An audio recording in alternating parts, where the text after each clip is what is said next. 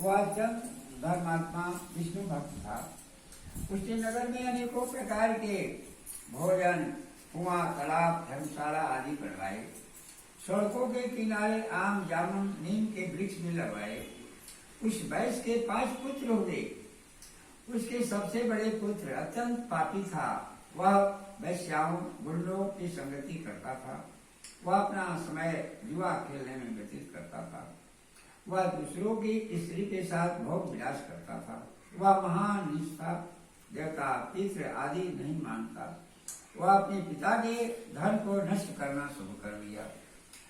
वह मदिरा, पान, मांस भक्षण किया करता था।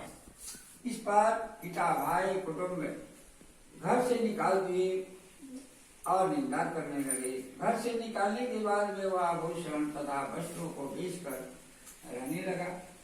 धन को नष्ट हो जाने पर वैश्या और गुंडों ने भी उसका साथ छोड़ दिया और वह भूखे प्यासे दुखी रहने लगा। और उसने चोरी करने का विचार किया तो चोरी करने लगा।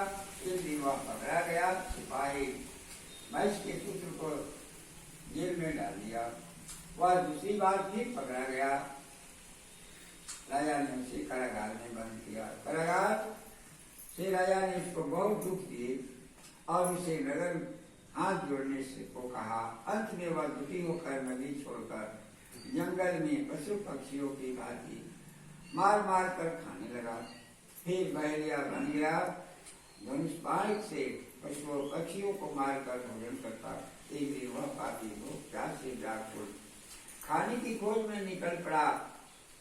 ओडेले ऋषि आश्रम में जा पहुंचा। उस समय कौडिल्य ऋषि गंगा स्नान करके आए थे। भिंगे वस्त्र को के छीटे मात्र से उस पापी को कुछ सुंदर बुद्धि प्राप्त हुई। वह पापी मुनि के पास जाकर हाथ जोड़कर कहने लगा, हे मुनिदेव, मैंने जीवन में बहुत पाप किया। आप इन पापों से छूटने का कोई साधारण बिना धर्म के उपाय के कोई प्रयत्न बताएं।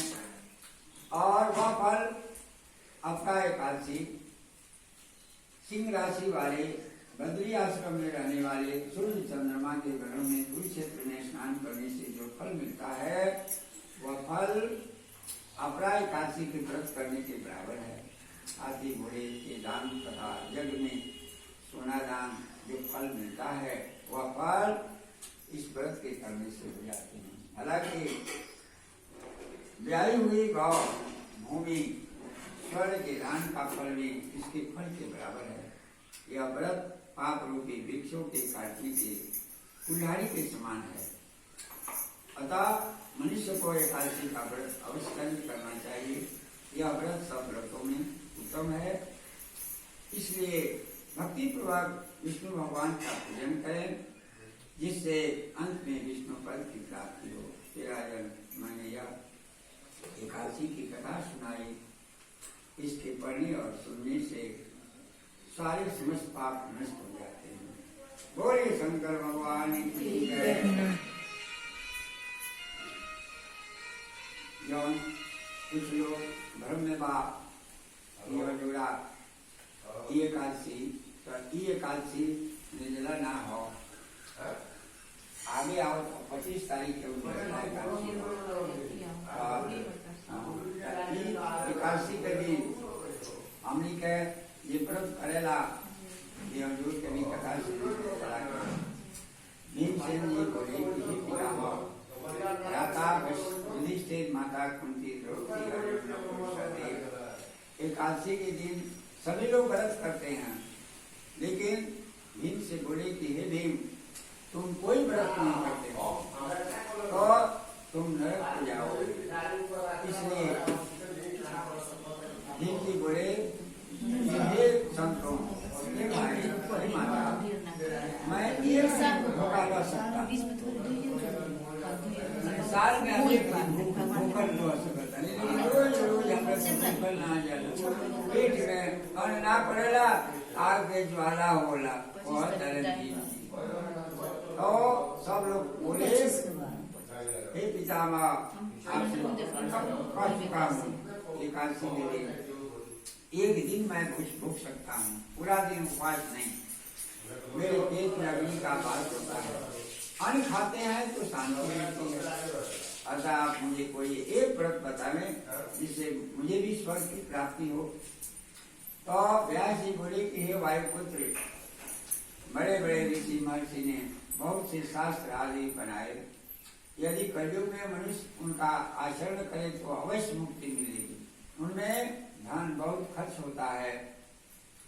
उनमें से भी जो पुराणों का सार कथा सुनते हैं, मनुष्य को दोनों पक्षों के एकादशी का व्रत करता है, इसलिए उन्हें स्वर्ग की प्राप्ति होगी।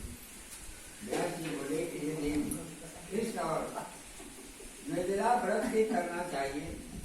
इस एकादशी के व्रत में स्नान करें और 6 मासी जल से अधिक जल न लेना। इस दिन भोजन न करना, भोजन करने से व्रत नष्ट हो जाता है। सूर्योदय से सूर्यास्त तक मनुष्य जलपान भी न करें। 12 एकादशी का फल निर्जला व्रत के करने से मिल जाते हैं। इसके पश्चात दूसरे दिन भूखे प्यासे को, मित्र को, साथ को कुछ भोजन कराओ, स्वयं भोजन करो। फल एक वर्ष संपूर्ण एकादशी का फल बराबर है।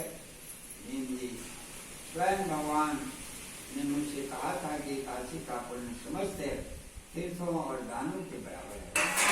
एक दिन निर्जला रहने से मनुष्य पाप से मुक्त हो जाता है। जो मनुष्य निर्जला एकादशी का व्रत करते हैं उनको उसके समान भयानक जमलोक उनके सामने नहीं आते। उस समय विष्णु भगवान के दूत स्वर्ग से आते हैं और पुष्पक विमान पर बैठा कर स्वर्ग को ले जाते हैं। संसार में सबसे श्रेष्ठ निर्जला एकादशी है।